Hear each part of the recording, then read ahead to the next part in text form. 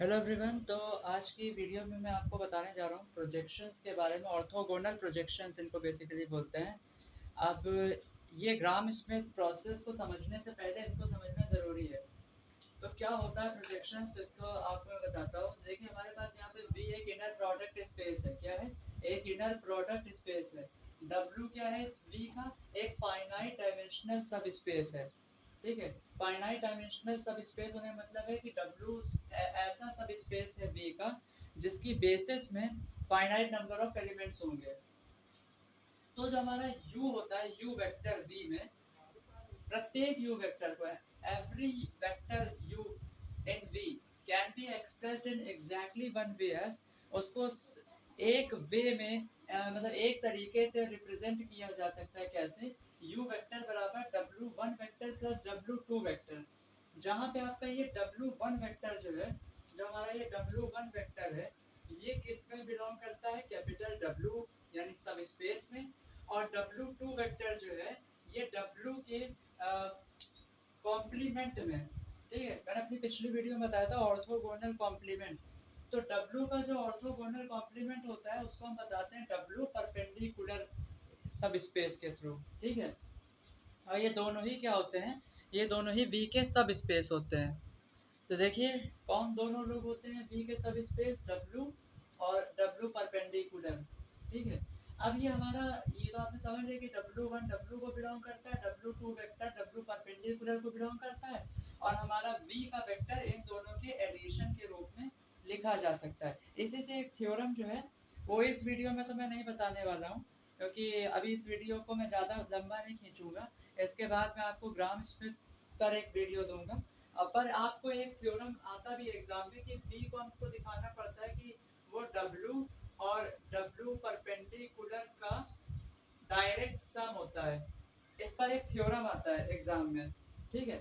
तो वो इस वीडियो में तो मैं नहीं बता रहा हूँ, पर आगे की वीडियो में आपको मिल जाएगा ये। ठीक है। तो एक ये बात आप लोग याद रखिएगा। उसके अलावा आपको मैं ये बताता हूँ, तो वो चीज़ इसी से बनती है। ठीक है। अच्छा, जहाँ पे हमारा ये W1 वेक्टर जो है, इसको हम लोग एक तरह से रिप्रेजेंट करते हैं। कैसे? कि ये क्या होता है? Projection WU vector. इसका मतलब ये होता है कि आपका जो W1 वेक्टर है वो क्या होता है? वो ऑर्थोगोनल प्रोजेक्शन होती है किसकी? U वेक्टर की W स्पेस पर। ठीक है। वो आप मैं आपको यहाँ पे फिगर को थोड़ा सा जूम करके बताता हूँ, तो आपको समझ में ज़्यादा आएगा। तो देखिए फिगर आपके पास थोड़ा सा पहले के मुकाबले बड़ा दिख रहा होगा। तो फिगर में अगर मैं आपको यहाँ पर दिखाऊं, तो ये देखिए हमारा W स्पेस है। ठीक है। ये देखिए ये हमारा W स्पेस है। यहाँ पर इस W स्पेस में हमारा जो U वेक्टर की ऑर्थोगोनल प्रोजेक्शन है। देखिए ये हमारा U वेक्टर है, ये हमारा क्या है? U vector. ठीक है। तो उस पर 90 डिग्री पर जो आपको प्रोजेक्शन मिलेगी, ऑर्थोगोनल प्रोजेक्शन का मतलब होता है ऐसी परछाई जो 90 डिग्री पर फॉल हो रही है ना। तो देखिए ये U वेक्टर की एक परछाई या प्रोजेक्शन जो आप कह लीजिए, जो आपको कहाँ पर मिल रही है? W स्पेस में। वो क्या है? Projection of U vector on W। देखिए U वेक्टर ये था, इसके W वाला जो हमारा स्पेस है उसमें जो प्रोजेक्शन है, ये परछाई इसकी U वेक्टर की, वो ऐसे दिखाई जाती है, प्रोज W U वेक्टर। तो इसको कहते क्या है? Orthogonal projection of U vector on space W। वहीं पर यहाँ पर अगर आप देखिए तो W2 वेक्टर भी है। तो W2 वेक्टर जो है हमारा, उसको मैंने कैसे बताया कि it is the orthogonal projection of U vector on W perpendicular. तो W परपेंडिकुलर पर हमारे U वेक्टर की जो परछाई या प्रोजेक्शन होती है वो W2 होती है। तो देखिए ये अगर आपका W स्पेस है, तो W स्पेस के परपेंडिकुलर डायरेक्शन में 90 डिग्री की डायरेक्शन में आपका W परपेंडिकुलर का स्पेस होता है। ठीक है। अब W परपेंडिकुलर स्पेस पर जो U वेक्टर की प्रोजेक्शन होती है उसको आप इससे दिखाते हो। देखो आपका ये U वेक्टर था, ये आपका क्या है? U वेक्टर है। तो U वेक्टर की W परपेंडिकुलर स्पेस पर जो प्रोजेक्शन है वो देखिए ऊपर वाले एरो से दिखाई जा रही है। किससे दिखाई जा रही है? ऊपर वाले एरो से। देखिए नीचे वाला एरो तो बता रहा था U वेक्टर की प्रोजेक्शन W वाले स्पेस में। अब ये वाला जो एरो है, ये वाला एरो किसको बता रहा है? U वेक्टर की प्रोजेक्शन W। ये देखिए ये W है, तो W से 90 डिग्री की। देखिए अगर मैं इसको लेता हूँ W अपने बोर्ड को, तो W परपेंडिकुलर इस डायरेक्शन में होगा। ठीक है। अगर मैं अपने इसको मैं अगर W वाला स्पेस लेता हूँ तो इस डायरेक्शन में, इसके परपेंडिकुलर डायरेक्शन में हमारा ये बाहर की तरफ आपको W परपेंडिकुलर का स्पेस मिलेगा। तो अगर मैं U वेक्टर की प्रोजेक्शन चाहता हूँ W परपेंडिकुलर के डायरेक्शन में, तो वो भी इस तरफ बाहर आएगी। ठीक है, देखिए हमारे U वेक्टर की प्रोजेक्शन W परपेंडिकुलर स्पेस की डायरेक्शन में ये है, प्रोजेक्शन W परपेंडिकुलर U।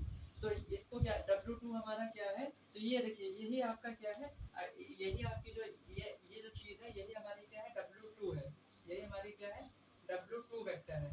और जो आपको ये मिल रहा है, ठीक है, ये आपका क्या है W1 वेक्टर है। ठीक है, तो आपको पता चल चुका है W1 वेक्टर और W2 वेक्टर क्या चीज़ है।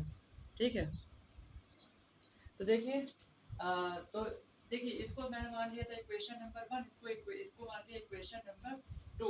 ठीक है, तो आपने समझ लिया कि आपको u वेक्टर की, क्योंकि u वेक्टर आपका W1 वेक्टर और W2 वेक्टर के बराबर था, तो W1 वेक्टर क्या होती है, u वेक्टर की प्रोजेक्शन होती है W वाले स्पेस में, और W2 क्या होता है, W2 u वेक्टर की प्रोजेक्शन होता है W परपेंडिकुलर स्पेस में। ठीक है, तो ये दोनों क्या है, ये प्रोजेक्शन है u वेक्टर की W स्पेस में, और ये प्रोजेक्शन है u वेक्टर की W परपेंडिकुलर स्पेस में। ठीक है, तो इन दोनों वैल्यूज को हम यहाँ पे रख सकते हैं। ठीक है, तो आपका u वेक्टर क्या बन जाएगा, projection W u vector plus projection W perpendicular u vector. ठीक है, अच्छा अगर मैं इसकी वैल्यू निकालना चाहता हूँ तो क्या करूँ, projection of u vector in W space को u वेक्टर के पास इधर ले जाऊँ तो माइनस में जाएगा, ये चीज को, इस चीज को मैं इक्वल के इधर ले जाऊँ तो ये माइनस में आएगी। तो देखिए आपका projection W perpendicular u vector किसके बराबर हो जाएगा, u vector minus projection of W u vector. इस बात को याद रखिएगा, ये इस्तेमाल बहुत ज्यादा होता है पर लोग इसको याद नहीं रखते हैं या पहचान नहीं पाते हैं, दोनों बातें हैं। ठीक है, आगे ये बात है कि अगर आगे ये बात है कि W अगर projection W perpendicular u vector की वैल्यू ये है, तो इस वैल्यू को अगर मैं यहाँ पे रख दूँ तो देखिए क्या बनता है, u वेक्टर इसकी जगह यही लिखा हुआ है projection W u vector, projection W perpendicular u vector की जगह क्या आ जाएगा, u vector minus projection W u vector. देखिए एक छोटी सी चीज यहाँ पर और बताता हूँ आपको कि W मान लीजिए हमारा एक फाइनाइट डायमेंशनल सब स्पेस है किसी इनर प्रोडक्ट स्पेस V का। ठीक है, और अगर इसमें दो पॉइंट्स मैंने लिए हैं कि अगर हमारे पास ये V1 vector, V2 vector, V3 vector up to Vk vector का, ये हमारी क्या है W की अगर ऑर्थोगोनल बेसिस है, और U हमारा क्या है V वेक्टर, V का वेक्टर है। ठीक है, तो आप क्या कर सकते हो, देखिए अभी मैंने आपको बताया कि प्रोजेक्शन W U वेक्टर क्या होता है, ये U वेक्टर की प्रोजेक्शन होती है सब स्पेस W में। ठीक है, प्रोजेक्शन होती है ऑर्थोगोनल प्रोजेक्शन। तो आप क्या कर सकते हो, अच्छा देखिए ये आपका कहाँ पर आएगा, ये भी तो आपका W में ही आएगा। U वेक्टर जो आपका V का वेक्टर था, ठीक है, उसकी प्रोजेक्शन हम लोग कहाँ पे ले रहे हैं, उसकी प्रोजेक्शन हम लोग ले रहे हैं W में।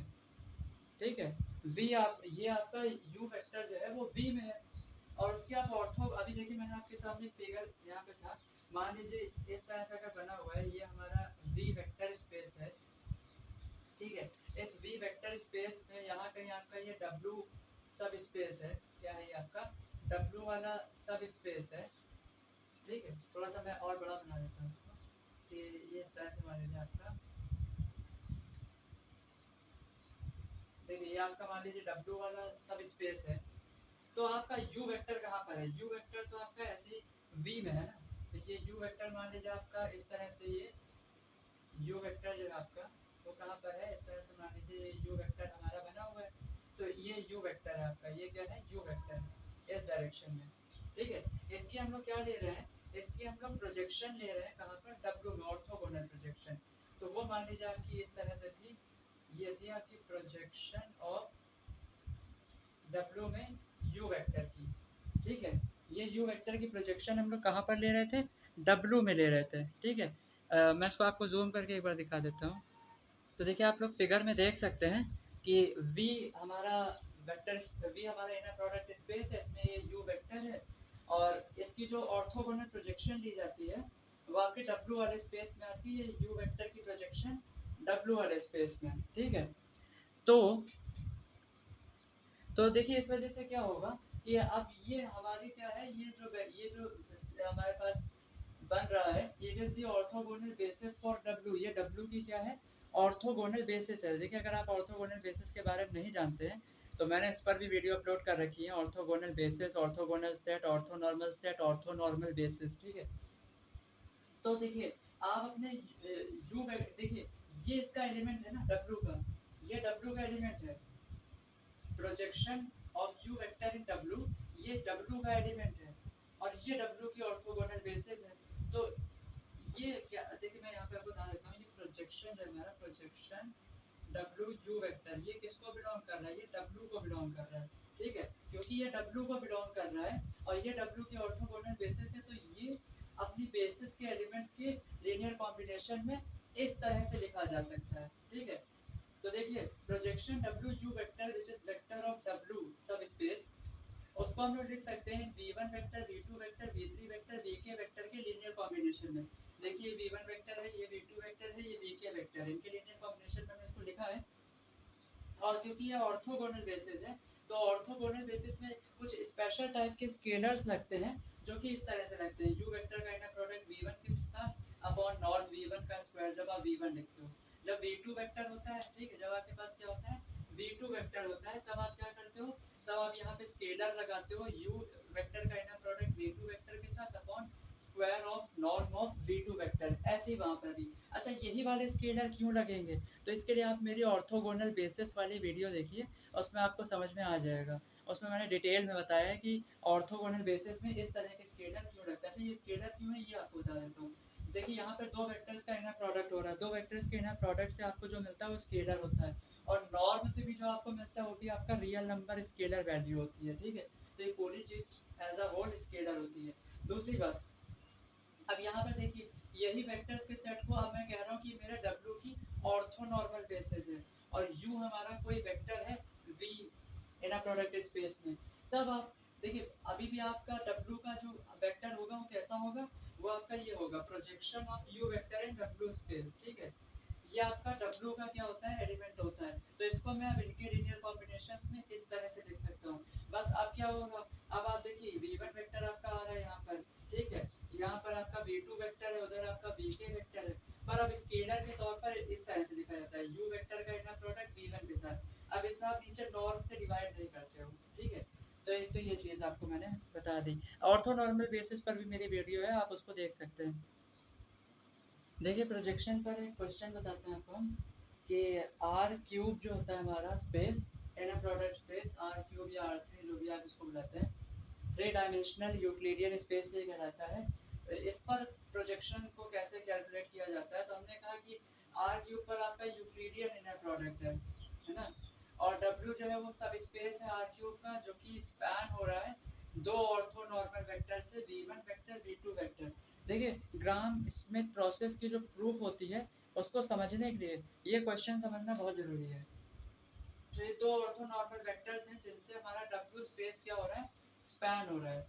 आगे बात थोड़ा और डिटेल में समझ में आएगी। इन दोनों वेक्टर क्योंकि आर क्यूब के वेक्टर हैं तो ऑर्डर्ड ट्रिपल के फॉर्म में होंगे, तो इसमें एलिमेंट्स देखिए कैसे 0 1 0 पहले वाले वेक्टर में, दूसरे में माइनस का 4/5 और 0 3/5, ठीक है। अब ये जो u वेक्टर है हमारा जो कि आपका आर क्यूब का ही ये आपके आर क्यूब का एलिमेंट होगा।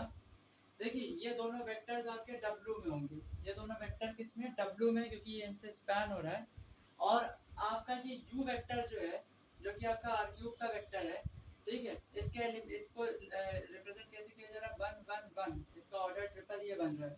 तो इस U वेक्टर की ऑर्थोगोनल प्रोजेक्शन W में किस तरह से रिप्रेजेंट होगी, तो इस तरह से होती है प्रोजेक्शन W U वेक्टर, ठीक है। ये क्या होती है, it is the orthogonal projection of U vector on space W।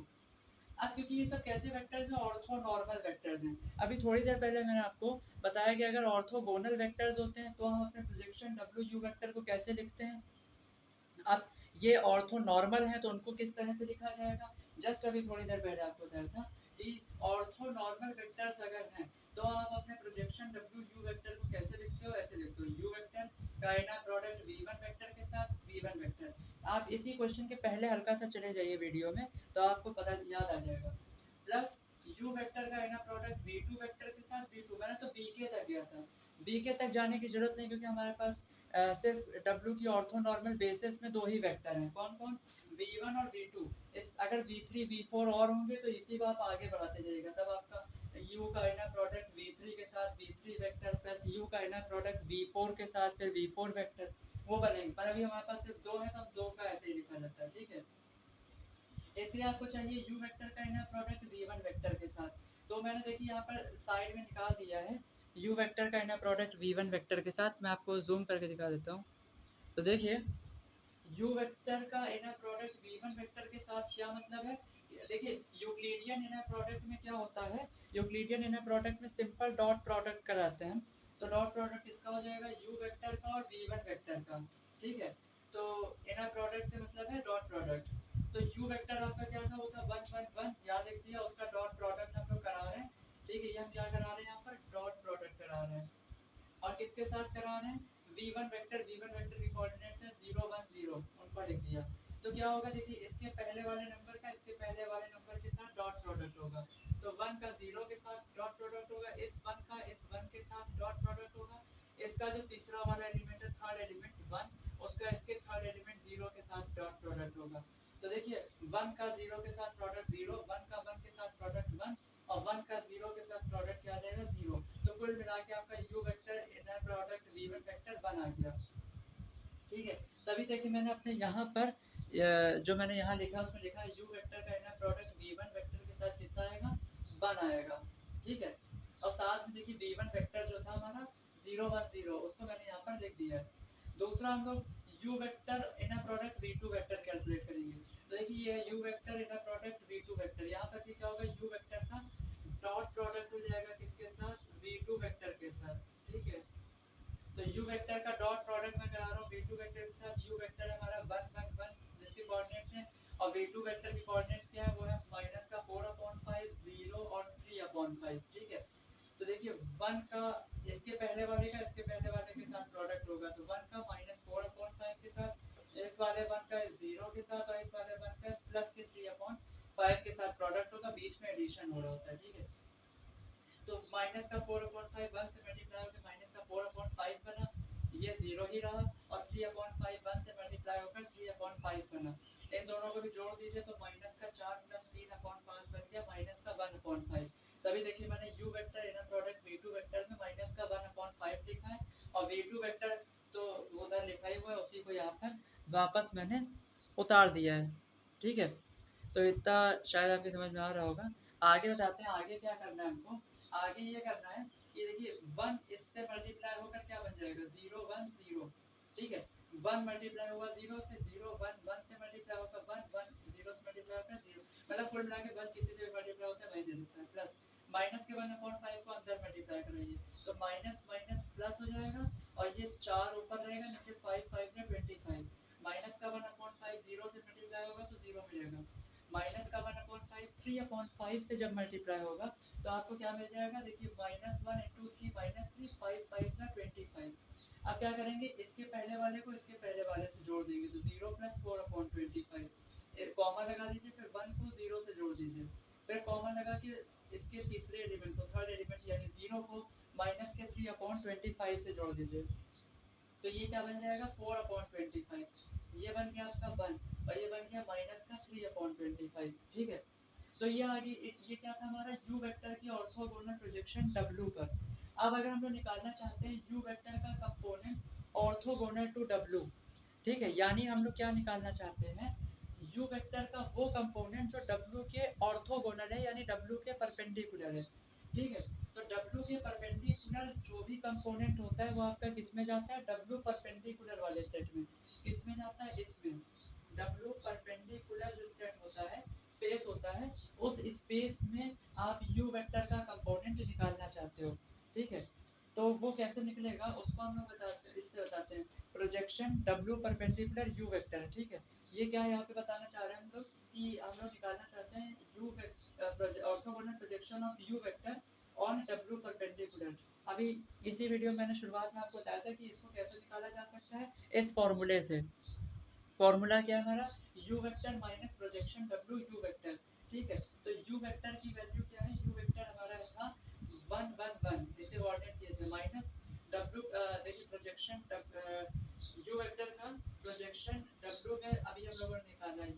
Projection W U vector की वैल्यू ये आई है हमारी, तो इसको हम लोगों ने यहाँ पर लिख लिया। अब क्या करेंगे, 1 को सब्ट्रैक्ट करेंगे माइनस के 4/25 से, इस वाले 1 को सब्ट्रैक्ट करेंगे इस वाले 1 से, और इस 1 से सब्ट्रैक्शन कराएंगे माइनस के 3/25। तो देखिए ये माइनस मिलके प्लस हो जाएगा। तो देखिए इसको सॉल्व करेंगे तो 1 माइनस 4/25 कैसे मिलेगा, 25 माइनस 4 21/25, 1 माइनस 1 0, और ये 25 इधर 1 से मल्टीप्लाई होगा, 25 प्लस 3 कितना हो जाएगा, 28/25। ठीक है, तो ये आपको मिल गया है projection W perpendicular U vector, है ना। अच्छा, projection W perpendicular U vector जो है, ये वो वेक्टर है जो कि आपको कहाँ पे मिल रहा है, W परपेंडिकुलर वाले स्पेस में। तो यानी आप देखिए, आप यहाँ पे एक चीज समझनी पड़ेगी आपको कि आपका जो ये वाला स्पेस था, मैं यहाँ पर आपको समझा देता हूँ, इसको तो आप समझ ही चुके हैं। ठीक है, तो इसकी जगह पे मैं आपको वो चीज़ बता देता हूँ जो नीचे लिखी हुई है। नीचे ज़्यादा टफ बात नहीं लिखी है, छोटी सी बात है। बात ये है कि देखिए आपका जो ये जैसे आपका वेक्टर स्पेस है पूरा, ये आपका पूरा क्या है, बी वेक्टर स्पेस है। इसमें कहीं आपका ये इस तरह से W वाला सब स्पेस है। ठीक है, इसमें आपका ये आपका W वाला सब स्पेस है। तो W वाले सब स्पेस में दो वेक्टर आपके ऑलरेडी हैं, कौन कौन, V1 वेक्टर और V2 वेक्टर आपके यहाँ पर पहले से हैं। अब W परपेंडिकुलर वाला जो है, W परपेंडिकुलर इन दोनों के परपेंडिकुलर डायरेक्शन में होगा, ऐसे बाहर की तरफ, पर उसको हम यहाँ पर इस तरह से दिखा देते हैं कि ये वाला जो स्पेस बनेगा इधर ऊपर की तरफ, ये आपका W परपेंडिकुलर होगा। तो आप देख सकते हैं ये इस पर 90 डिग्री पर है। ठीक है, इस वाले स्पेस पर। तो देखिए आपका W परपेंडिकुलर वाला जो स्पेस है, इस देखिए ये आपका U वेक्टर है, मान लीजिए ये आपका यहाँ पर, ये आपको क्या मिल रहा है, U वेक्टर मिल रहा है। ठीक है, ये U वेक्टर इस डायरेक्शन में। तो आपका जो प्रोजेक्शन मिलेगी, प्रोजेक्शन U वेक्टर की कहाँ पे, स्पेस W में, वो आपको इधर मिलेगी। और U वेक्टर की प्रोजेक्शन जो आपको W परपेंडिकुलर में है, वो इधर मिलेगी। Projection of U vector in space W perpendicular, वो आपको यहाँ पर मिल जाएगी इस डायरेक्शन में। ठीक है, तो हमारा जो ये W परपेंडिकुलर है, ये इसके तो परपेंडिकुलर है ही, W स्पेस के परपेंडिकुलर है, U वेक्टर की जो प्रोजेक्शन है W में उसके परपेंडिकुलर है, और V1 V2 वेक्टर के भी परपेंडिकुलर है। ठीक है, तो वही देखा है कि projection W perpendicular U vector, यानी ये आपकी ऑर्थोगोनल है। ऑर्थोगोनल का मतलब होता है, ऑर्थोगोनल का मतलब होता है परपेंडिकुलर है। किसके परपेंडिकुलर है, both V1 and V2 vector दोनों के परपेंडिकुलर है, आपको दिख ही रहा है। So this vector is orthogonal to each vector in space W। तो आपका ये जो वेक्टर बन रहा है ये, ठीक है, projection W perpendicular U vector जो आपका ये बन रहा है, ठीक है, ये ऑर्थोगोनल होगा W स्पेस के सभी वेक्टर से, जो कि स्पैन हो रहा है V1 वेक्टर V2 वेक्टर से। तो जब कभी भी आपसे कहा जाए कि एक ऐसा वेक्टर निकालिए जो कि W जिससे स्पैन हो रहा है V1 V2 वेक्टर, उनके ऑर्थोगोनल हो। ठीक है, मतलब एक ऐसा वेक्टर आप ढूंढिए जो कि किसके ऑर्थोगोनल हो, उन वेक्टर्स के जिनसे हमारा W स्पैन हो रहा है। तो इसका मतलब आपको क्या निकालना होगा, projection W perpendicular U vector. इस वीडियो में इतना ही। Thank you.